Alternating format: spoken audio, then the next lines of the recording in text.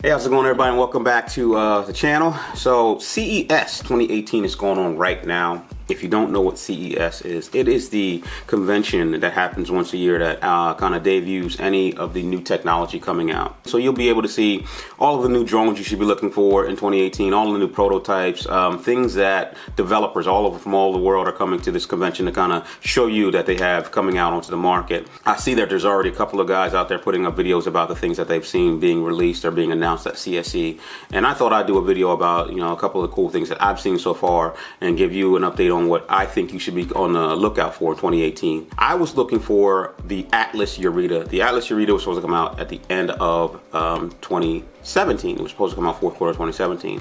This was the drone that was supposed to be out all DJI drones, being with the carbon fiber construction, 40-minute flight times, 70-mile-an-hour speeds. And at the time, I was kind of apprehensive about it because I thought it was going to be flown with a cell phone, but it looked like at the end of 2017, they had developed a remote control. Atlas released the commercial version that was catered toward more law enforcement, but they did not release the consumer version. I haven't heard anything about it, so I'm eager to see if there's any updates about the Yura in CSE this year. Next up, DJI has come out with the DJI Osmo Mobile 2, and this thing is probably a direct clone of the Jinyu Smooth Q. They have pretty much taken all of the metal off of it and made it plastic. They've taken out the removable battery and put in a battery that can charge your cell phone. They have changed up the form factor so that now that it will pretty much do the same things that the Smooth Q would do. You can charge your phone with it. They've taken away that little trigger button that kind of locks in and you do it through mode buttons, just like the Smooth Q. And another thing they've done, just like the Smooth Q, is they've dropped in the price. So now the DJI Osmo Mobile 2 is $129 to be released at $129, whereas the Osmo Mobile 1 was released at $300.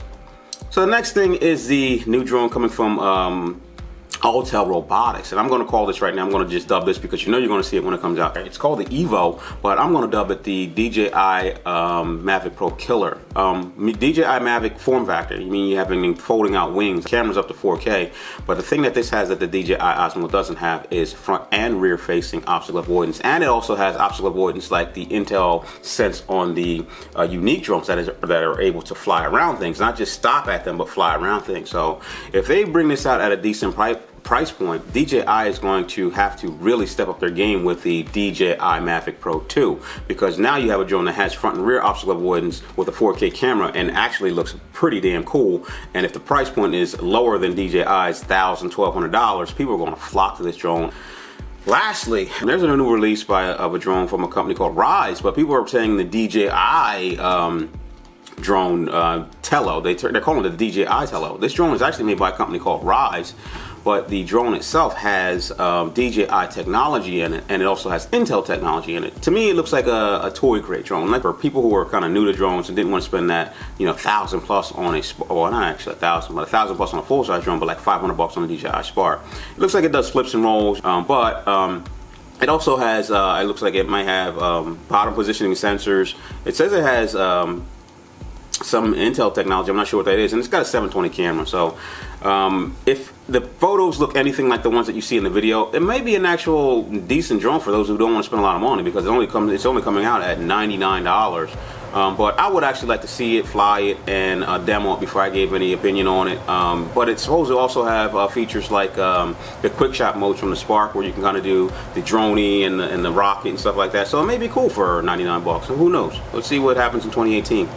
So that's it. That's everything I got for CES updates for 2018. I will definitely keep my eye out on anything new that's cool that's coming out. This is supposed to be a tech review channel. I know I do a lot about drones, but I'm into phones, drones, any kind of technology. I'm a gadget geek, so any kind of gadgetry or geekery that I can find at CSE, I'll definitely keep you up to date about it. And if it's something I think you should look into, I'll let you know. So hey, thanks for watching. Thanks for supporting the vlog. Sorry if my microphone is picking up my heater that just kicked in. I hate when that happens on a recording, but sometimes when you're shooting, things happen. So I will get back to you soon. Talk to you later.